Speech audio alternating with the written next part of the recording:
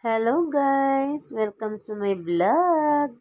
Ngayon pala guys, ay gagawa tayo ng hair color with hair lights. Ang ginamit ko pala dito, bleaching at saka oxidizer. Yung oxidizer pala is 9% at saka yung bleach naman is 2 taka lang yan. Kung gaano kadami yung oxidizer mo, ganon din kadami yung paglagay mo sa bleach. Kailangan yung pag-mix nito is 1:1 ratio po tayo. At saka guys, ayusin lang po natin paghalo yung bleach at saka yung oxidant. Kailangan po mahalo mabuti yan. Bawal po dyan yung buong buo yung bleach. Kailangan siya haluin yung madurog yung mga nagbubuo dyan sa bleach na yan. Haluin lang natin, haluin mabuti guys. Tsaka pala yung kinulayan ko dyan guys ay yung aking pong tita. At saka yung kulay na gusto niya po ay yung very light ash blonde. Ito na pala yung result ng highlights guys. Kumulay na po siya.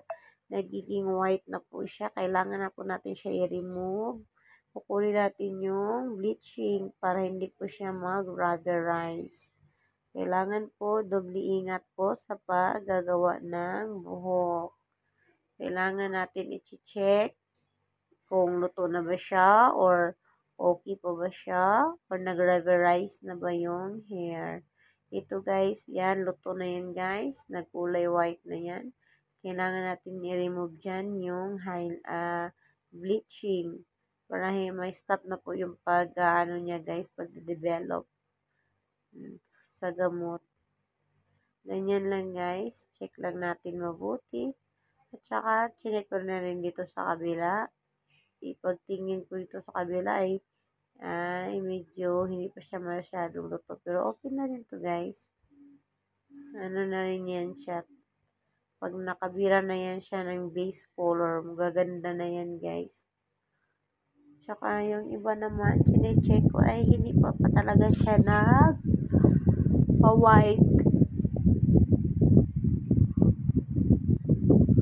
Check lang ako ng check guys para iwas sa sunog sa buhok.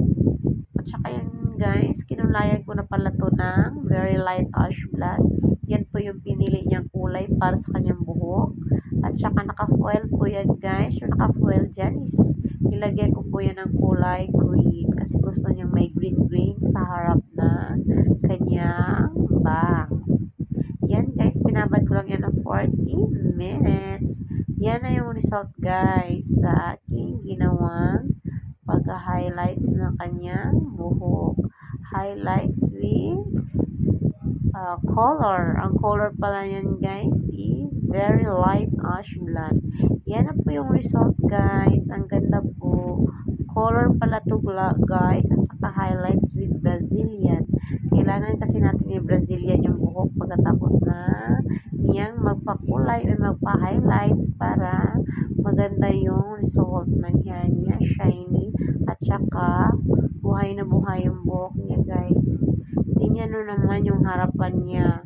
Ang ganda-ganda ng kulay, bumagay sa kanya, lalo siyang naging bata. Ganda guys, so see, ang ganda ng kulay guys, so yan yung magandang kulay. Maganda yung ano niya. Pagka-blend ng kulay at saka sa highlights. Ganyan lang guys, yung pagkulay sa buhok. Yan. Yan lang po. Ganyan lang. Wow! See guys. Sa kulay ng kanyang hair, may green pa talaga sa harapan. Yung look daw yan green, nagdadala daw yan ng ano.